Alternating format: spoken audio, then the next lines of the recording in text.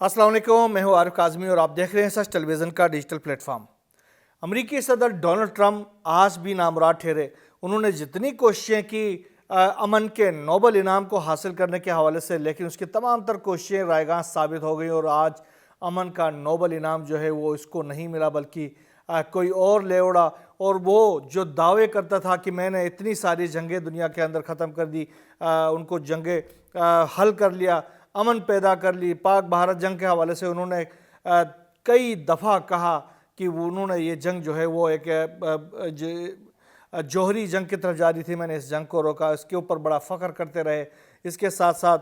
फिर ईरान जंग के हवाले से भी उन्होंने कहा कि मैंने उस जंग को भी रोका, और इसके साथ साथ उन्होंने ये कहा कि मैंने ईरान के जो जौहरी तनसीबात थे उस पर हमला करके उसको तबाह करने के बाद दुनिया को अमन की तरफ मैंने अमन का एक पैगाम दे दिया। उसके साथ साथ उन्होंने कहा कि मैंने रशिया और यूक्रेन की जंग को रोकने के लिए पूरी कोशिशें की, और अब फ़लस्तीन में जारी जो गज़ा की जो जंगबंदी है उसके हवाले से भी क्रेडिट लेने की पूरी कोशिश करते रहे कि ये जंग जो है वो ये ख़त्म मैंने कराई है और अब मुझे अमन का नोबल इनाम मिलना चाहिए। लेकिन दुनिया बहुत अच्छी तरह जानती है, दुनिया बेवकूफ़ नहीं है, और दुनिया को ये पता है कि अमन कौन लेके आता है और जंग की तरफ कौन लेके गया है इस सारे अरसे में। तो बहरहाल उनको ये अमन का नोबल इनाम नहीं मिल सका, और अमन का नोबल इनाम मिला तो एक खातून को मिला है जो कि वेनेज़ुएला से ताल्लुक़ रखती है, मारिया कोरिना। इनको ये अमन का नोबल इनाम मिला है। मैं आपको बता दूं कि ये जो मारिया कोरिना है ये भी बेसिकली वेनेज़ुएला के अपोजिशन लीडर है और वहाँ पर जमहूरियत की बहाली के लिए ये काम कर रही थी। बेसिकली ये इसका नारा यही है कि वहाँ पर जो डिक्टेटरशिप है तो उसके ख़िलाफ़ मैं मज़ाहमत कर रही हूँ। और आपने देखा होगा कि जिस तरीके से ईरान और रशिया के दरमियान जो स्ट्रेटजिक मुआहिदा हुआ है, सेम ऐसा ही एक मुआहिदा रशिया और वेनेज़ुएला के दरमियान भी हो चुका हुआ है, और जो इफ़ेक्ट हो चुका है। और अब वो उस मुआहिदे के तहत भी जो जो जो जो जो वेनेज़ुएला के ऊपर हमला करेगा तो रशिया भरपूर वेनेज़ुएला की मदद करेगा। तो बहरहाल ये जो अमन का नोबल इनाम दिया गया है ये भी ट्रंप को तो नहीं मिला है, लेकिन ये एक मुतनाज़ा शख्सियत को मिला है। इसका भी हम ये नहीं कह सकते हैं कि ये किसी हकदार को मिला है। बहरहाल ट्रंप जो है वो अपनी तमाम तर कोशिशों के बावजूद अमन का नोबल इनाम हासिल करने में नाकाम हो चुका है। इसके साथ साथ मैं आपको बता दूं कि ये जो जंगबंदी है इसराइल और हमास के दरमियान जंगबंदी है वो आज बाकायदा तौर पर इफ़ेक्ट हो गई है, क्योंकि इसराइल की जो काबिना है वार कैबिनेट है उसने बाकायदा तौर पर मंजूरी दी है, जिसके बाद से बाकायदा तौर पर जंगबंदी हो चुकी है। और जो बेंजामिन नेतन्याहू है उसने ये कहा है कि हम ये जंगबंदी करेंगे और हमारी जो अफवाज हैं वो उस येलो लाइन तक चली जाएंगी जहाँ पर जो डोनाल्ड ट्रंप की जानिब से ये कहा गया है कि ये जो येलो लाइन है वहाँ तक उनकी अफवाज चली जाएंगी। बहरहाल इसके हवाले से एक साथ उन्होंने ये भी कहा है कि जो हमारी अफवाज है वो गज़ा में किसी भी खिलाफ वर्जी का भरपूर जवाब देने की तैयारी भी करेंगे और भरपूर जवाब भी देते रहेंगे। और इसके साथ साथ उन्होंने कहा कि इजरायली अफवाज उस वक्त तक गज़ा से नहीं मुकम्मल तौर पर निकलेंगी जब तक ये यकीन ना हो जाए कि वहाँ पर अब कोई ख़तरा नहीं है। दूसरी तरफ ये जो कैबिनेट इजलास था उसकी एक अहम बात ये थी कि इसमें स्टीव वैटकोफ जो कि डोनाल्ड ट्रंप के जो नुमाइंदे हैं वो भी इस कैबिनेट इजलास में मौजूद थे, और जेराड कुशनर जो कि ट्रंप के जो दामाद थे वो भी इस इजलास के अंदर मौजूद थे, और उनकी मौजूदगी में ये इजलास हुआ। काबिना का किसी भी मुल्क के जो काबिना का इजलास होता है उसमें काबिना के अराकीन होते हैं, उसमें तो अराकीन असम्बली भी नहीं होते, सिर्फ काबिना के अराकीन होते हैं। यहाँ देखा गया कि जेराड कुशनर भी वहाँ पर मौजूद थे और स्टीव वैटकोफ भी मौजूद थे। खलील उल हैया ने गज़ा जंगबंदी का बाकायदा ऐलान किया, उन्होंने टेलीवाइज खिताब किया और उसमें बता दिया कि इस जंगबंदी के नतीजे में तकरीबन 250 जो उम्र कैद के जो कैदी हैं वो समेत 1700 से ज़ायद जो फ़लस्तीनी हैं वो रिहा किए जाएंगे। बहरहाल इसराइल ने मरवान बरगोसी को रिहा करने से इनकार कर दिया है। इस हवाले से आगे बातचीत चलती रहेगी। खलील उल हैया ने कहा कि अमेरिका और दीगर सालिसीन से जंग ख़त्म होने की ज़मानत मिल गई है, और इसके साथ साथ उन्होंने कहा कि गज़ा के अवाम ने जारियत के ख़िलाफ़ बेमिसाल मुज़ाहमत की और हमने जंग के खात्मे के लिए अपनी तमाम तर कोशिशें बरोकार लाई। फ़लस्तीनी कैदियों के बदले इजरायली कैदियों की रिहाई और गज़ा से اسرائیلی فوج کے مرحلہ وار انخلا کا انہوں نے مطالبہ کیا، اور ساتھ ساتھ ایران سمیت جو مقاومتی تنظیمیں ہیں خطے کی، ان سب کا اس نے برملا شکریہ ادا کیا کہ وہ اس تمام تر عرصے کے اندر فلسطینیوں کے ساتھ کھڑے رہے، ڈٹے رہے۔ اس کے ساتھ ساتھ اسرائیل کی جو فورسز ہیں انہوں نے باقاعدہ عقب نشینی شروع کر دیا ہے، وہاں سے نکلنا شروع کر دیا ہے، آہستہ آہستہ اپنے سامان سمیٹ کر چلے جانا شروع کر دیا۔ اس میں وہ جو جولانی بریگیڈ ہے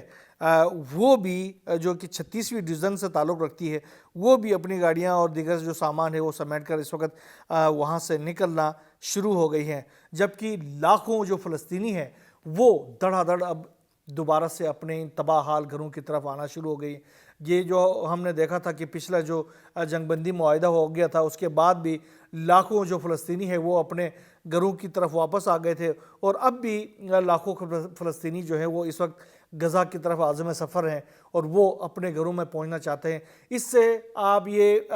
دیکھ سکتے ہیں، اس سے یہ نتیجہ اخذ کر سکتے ہیں کہ اسرائیل جو ہے 2 سالوں تک غزہ کے اوپر آگ و خون برساتا رہا، لیکن اپنا ایک مقصد بھی حاصل نہیں کر سکا۔ آج صورتحال یہ ہے کہ غزہ کے جو باسی ہیں وہ اپنے گھروں میں واپس آ رہے ہیں، اور اسرائیل جو ہے وہ عقب نشینی کر رہا ہے، وہ نکل رہا ہے، وہ بھاگ رہا ہے، اور اس کے قیدی ابھی بھی حماس کے قید میں ہیں۔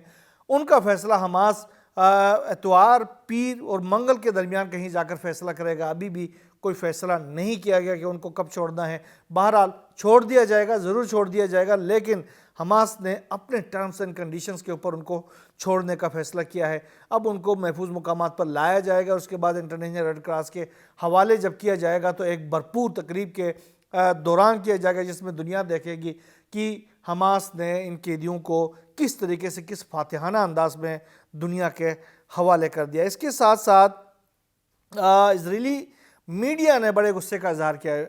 اسرائیلی میڈیا نے کہا ہے کہ یہ جو جنگ بندی ہوئی یہ شکست کھانے کی مترادف قرار دیا۔ انہوں نے کہا کہ حماس اس جنگ میں وارد ہوئی تاکہ مسئلہ فلسطین کو عالمی سطح پر اجاگر کیا جا سکے، اور وہ کہتے ہیں کہ افسوس کا مقام یہ ہے کہ ہم یہ جو جنگ ہے وہ جیت نہیں سکے، اور حماس جو ہے اپنے اس مقصد میں حاصل ہو گئی، اور اس وقت فلسطین کا مسئلہ جو ہے وہ عالمی فلیش پوائنٹ پر ہے۔ اس کے علاوہ جو ایسوسیٹڈ پریس ہے انہوں نے ایک خبر دی، انہوں نے کہا کہ جو امریکی فورسز ہے ان کی ایک بڑی تعداد جو ہوگی وہ یہ جو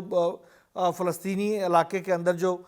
پیس کی نگرانی کرے گی۔ 200 کے قریب جو امریکی فوجی ہوں گے وہ اس وقت میں تعینات ہوں گے، لیکن وہ اسرائیل کی سائیڈ میں تعینات ہوں گے۔ یہ انہوں نے کہا گیا ہے کہ اس کا مقصد جو ہے غزہ کی پٹی میں انسانی ہمدردی کی بنیاد پر امداد کی فراہمی کو آسان بنانا ہے۔ اس کے ساتھ ساتھ جو اسرائیل کے اندر جو امریکی سفیر ہیں انہوں نے کہا ہے کہ حماس جو ہے وہ آگے آنے والے کسی بھی سیناریو کے اندر وہ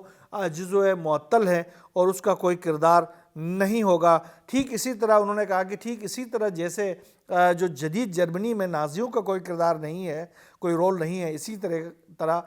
حماس کا بھی جو غزہ کے اندر اس کی حکومت کے اندر کوئی کردار نہیں ہوگا۔ اس کے ساتھ ساتھ انہوں نے کہا کہ حماس جو سربراہان ہیں ان کو علاقہ بدر ہونے کے لیے تیار رہنا چاہیے۔ اچھا، یہ چیزیں تو ہو گئی، لیکن اسرائیل کی جو جارحیت ہے وہ اسی طریقے سے جاری رہی ہے۔ میں آپ کو بتا دوں اسرائیل نے ابھی بھی گزشتہ 24 گھنٹوں کے دوران بھی غزہ کے مختلف مقامات کے اوپر، خان یونس کے اوپر حملے کیے ہیں، غزہ کے مشرقی اور مغربی علاقے کے اوپر بڑے پیمانے پر حملے کیے ہیں، ٹینکوں کے ذریعے حملے کیے گئے ہیں، اپنے سمندری کوسٹل جو ان کے جو فورسز ہیں ان کے ذریعے حملے کیے گئے ہیں، اور ایئر فورس کے ذریعے بھی حملے کیے گئے ہیں، جس کے نتیجے میں گزشتہ 24 گھنٹوں کے دوران 17 سے زائد افراد شہید ہو چکے ہیں اور تقریباً 70 سے زائد زخمی ہو چکے ہیں۔ تو یہ ہم کہہ سکتے ہیں کہ اسرائیل جو ہے وہ یہ کسی بھی وقت یہ جو جنگ ہے، یہ جو جنگ بندی ہے اس کو توڑ سکتا ہے۔ یہ جو ہی ان کے جو قیدی رہا ہوں گے اس کے بعد یہ اپنے پلان بی پر عمل کر سکتے ہیں، کیونکہ اس پلان بی کے لیے ڈونلڈ ٹرمپ بھی متفق ہے اور نیتن یاہو، یہ دونوں متفق ہیں کہ اس میں حماس کے رہنماؤں کو چاہے وہ اندر ہوں چاہے باہر ہوں، جس بھی ملک میں ہوں، ان کو چن چن کر شہید کیے جانے کا امکانات زیادہ ہیں، اور اس کے نتیجے میں ایک بار پھر جو ہے وہ یہاں پر جنگ کے شعلے بھڑک سکتے ہیں۔ اس کے ساتھ ساتھ ایک بڑی ڈیولپمنٹ یہ آ رہی ہے کہ اب غزہ سے جب فارغ ہو رہے ہیں اسرائیل کی جو فورسز، تو اسرائیل اور امریکہ جو ہے اپنی تمام جو توجہ ہے وہ ایران کی طرف منتقل کر رہی ہیں، اور ایران کو دوبارہ سے انگیج کرنے کی کوشش کر رہی ہے۔ اسٹیو ویٹکوف نے ایک بار پھر یہ کہا ہے، اپنے بیان دیا ہے اسرائیل کے اندر سے، انہوں نے کہا کہ ہم ایران کو کسی صورت نیوکلیئر ہتھیار روح تک ان کی ایکسس نہیں ہونے دیں گے، نیوکلیئر جوہری پروگرام کو آگے بڑھانے کی اجازت نہیں دیں گے، جبکہ ایران نے اس کے جواب میں کہا کہ ہم جو ہے وہ تمہارے کہنے کے اوپر تو نہیں چلیں گے، ہمارے اپنے مفادات ہیں۔ کل میں نے بتایا تھا آپ کو کہ ایران کے حکام نے کہا تھا کہ ہم امریکہ اور یورپی یونین، خاص طور پر جو یورپی ٹرائکا ہے، اس کے ساتھ کسی طرح کی کوئی بات چیت نہیں کریں گے۔ اسٹیو ویٹکوف کے بیان کے بعد جو ایران کے جو حکام ہیں انہوں نے بھی کلیئر کر دیا ہے کہ ہم ہر طرح کے سیناریو کے لیے تیار ہیں، اور اس حوالے سے کوئی بھی ایڈونچر کیا جائے گا اس کا سخت ترین جواب دیا جائے گا۔ ایران کے جو سپاہ پاسداران انقلاب ہیں، ان کے جو سربراہ ہیں میجر جنرل پاکپور، انہوں نے ایک بار پھر کہا ہے کہ جو خلیج فارس ہے یا ابنائے ہرمز، اس میں سے کسی بھی جگہ پر کوئی بھی غلطی کیا جائے گا تو اس کا سخت ترین جواب دیا جائے گا۔ ایرانی بحری فورسز کو انہوں نے کہا کہ یہ بہت ہی طاقتور، قوی اور ایمان اور ذہین فورسز ہے، اور وہ ہر طرح کی مزاحمت اور دفاعی قوت سے لیس ہیں، تو وہ آنے والے دنوں میں اگر کوئی شرارت ہوتی ہے تو اس کو سخت ترین جواب دیا جائے گا۔ ایران کے اوپر جو پابندیوں کا سلسلہ ہے وہ بھی جاری ہے۔ مختلف جو ایران کے ساتھ تجارت کرنے والی کمپنیاں ہیں ان کے اوپر امریکہ کی جانب سے پابندیاں لگائی جاتی ہے۔ ایک چائنا کی کمپنی ہے جو کہ آئل ریفائنری ہے، جو کہ 2023 سے ایران سے تیل خرید رہی تھی، اس کے اوپر ابھی تازہ پابندیاں عائد کر دی گئی ہیں چائنا کی اس ریفائنری پر۔ یہ انڈیپینڈنٹ ریفائنری یعنی خود مختار ریفائنری ہے، اس کا چائنا کے گورنمنٹ کے ساتھ کوئی تعلق نہیں ہے، لیکن یہ انڈیپینڈنٹلی ایران سے تیل خرید رہی تھی 2023 سے اب تک، اس کے اوپر امریکہ نے دوبارہ سے پابندی عائد کر دی ہے۔ ایک اور ڈیولپمنٹ رشیا اور یوکرین کی جنگ کے حوالے سے سامنے آ رہی ہے، جس میں رشیا کی جانب سے ایک بہت بڑا حملہ یوکرین کے اوپر کیا گیا ہے، جس میں یوکرین کی جو کیف کے اندر ان کے جو انرجی انفراسٹرکچر ہے اس کو بڑے پیمانے پر نشانہ بنایا گیا ہے۔ کیف میں جو مراکز کو نشانہ بنایا گیا ہے اس میں آگ بڑک اٹھی ہے، اور اس میں کافی زیادہ نقصانات ہوئے ہیں، اور اس کے جو اہم علاقے ہیں کیف کے وہ تمام تر تباہ ہو گئے۔ اس کے علاوہ کیف کے اندر ایک 17 منزلہ عمارت ہے، اس کو بھی نشانہ بنایا گیا، جس میں تقریباً 8 افراد کے زخمی ہونے کا کیف کی جانب سے دعویٰ کیا گیا ہے، اور پورے علاقے میں بجلی کا جو نظام ہے وہ درہم برہم ہو کر رہ گیا ہے۔ ایک بڑی ڈیولپمنٹ پاکستان کی طرف سے بھی سامنے آئی ہے، جس میں آج D G I S P R کی جانب سے اہم ترین پریس کانفرنس کی گئی ہے، جس میں پاکستان کے اندر جو دہشت گردی کو امپورٹ کرنے کی کوشش کی جاتی ہے دیگر ممالک سے، خاص طور پر بھارت کی جانب سے، افغانستان کی جانب سے، اس کا انہوں نے بڑا اہم قسم کا جواب دے دیا، اور انہوں نے وارننگز دے دی ہیں کہ پاکستان جو ہے وہ ریڈ لائن ہے، اور پاکستان کی سلامتی، پاکستان کی خوشحالی اور پاکستان کی استحکام کے خلاف کوئی بھی اقدام کیا جائے گا تو انہوں نے کہا کہ اس اقدام کو ہم سختی سے کچل دیں گے، اور انہوں نے تمام قوتوں کو یہ وارننگ دے دی ہے کہ پاکستان کے خلاف میلی آنکھ سے دیکھنے والے ہر آنکھ کو نکال باہر کیا جائے گا۔ تو یہ بہت بڑی ڈیولپمنٹ ہے۔ انہوں نے گزشتہ رات جو حملہ کیا گیا تھا کابل کے اندر، جو نور علی محسود اور اس کے ٹھکانے کو اور اس کے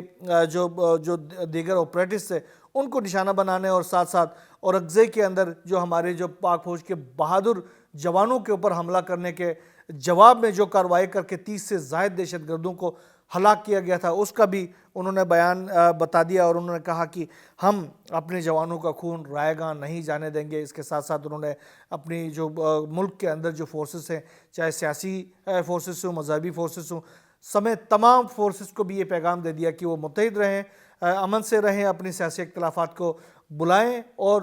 ملک کے خلاف دشمنی کرنے والے کسی بھی عنصر کو سختی سے نمٹنے کے لیے پاک فوج کا دستو بازو بنے۔ یہ بہت ہی اہم ڈیولپمنٹ ہے۔ انہوں نے یہ بھی کہا کہ جو سیکیورٹی جو ادارے ہیں وہ افغانستان سے امن کی بھیک نہیں مانگیں گے، جہاں دہشت گردی ایکسپورٹ کرنے کی کوشش کی جائے گی، پاکستان کے اندر لانے کی کوشش کی جائے گی، تو ہم اس ٹھکانے کو نشانہ بنائیں گے، چاہے وہ جہاں پر بھی ہو، ہم اس کو نشانہ بنا کر اپنے ملک کو محفوظ بنائیں گے۔ یہ بہت اہم ڈیولپمنٹ ہے، اور یہ پیغام بھی ہے خاص طور پر بھارت کے لیے، خاص طور پر افغانستان کے لیے، جن کی سرزمینیں ہمارے خلاف استعمال ہوتی ہیں۔ اگر اسی طرح یہ اپنے بہتر ہمسایہ کی طرح، اچھے ہمسایوں کی طرح نہیں رہے تو ان کو اس طرح کی سزائیں ملتی رہیں گے جیسا کہ آج جو ہے وہ گزشتہ 24 گھنٹوں کے دوران پاک فوج نے دہشت گردوں اور ان کے سرپرستوں کو سزائیں دے کر کیا ہے۔ بہرحال یہاں تک اتنا ہی، ایک نئے ولاگ کے ساتھ آپ کی خدمت میں حاضر ہو جائیں گے۔ اللہ حافظ۔